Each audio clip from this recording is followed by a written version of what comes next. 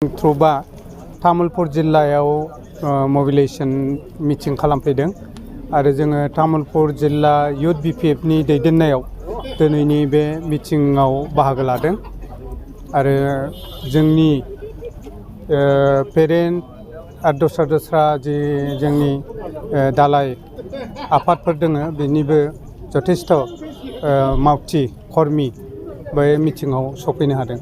सार जिहेतु नोंथांमोननि जिहेतु सासे गोख्रों दैदेनगिरि जे मुसलपुर ब्लकनि जे आफादगिरि बारग' एक्स एमएलए बिथांखौ दिनै थांनाय हराव पुलिस बिफाना हमनानै लाङो बे बिथिङाव बियो गणतान्त्रिक जितु माने सिस्टेम बिनि बेरेखायै सैरासारि मोनसे सक्रान्तमूलक भाबे बिथांखौ हमदों।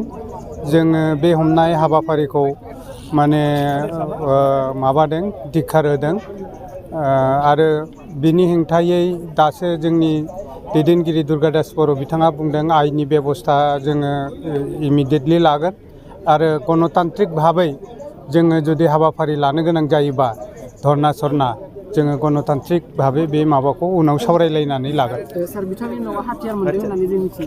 बे नंखाय मानो होनबा हितेश बसुमतारीखौ जोङो एकदम क्ल'जलि मिथिगौ जोंनि लोगो मानसि आरो एथ' जाम्बा मानसिबो नङा जे बियो AK-47 लानानै न'आव बिदि हमजागोन बेबादि जानो हाया आरोखि।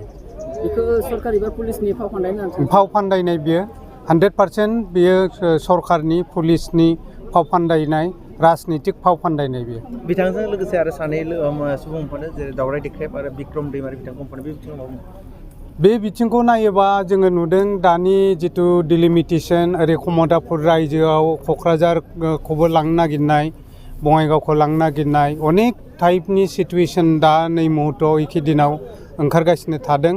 हयथ' सोमावसारनाय हाबाफारिफोर जानो गिनानै दावराव देख्रेब बिथांखौबो हमदों मानो होनबा बिथाङा भइस होबाय थायो बिदिनो आरो माने एसेयावनो बारग' भलेन्टियार फर्सनि आफादफोरखौ दानाय मानाय बेबादि हाबाफारि जादोंमोन बेफोरखौबो हयथ' गभर्नमेन्टआ सन्देह लादों गिदों आरोखि।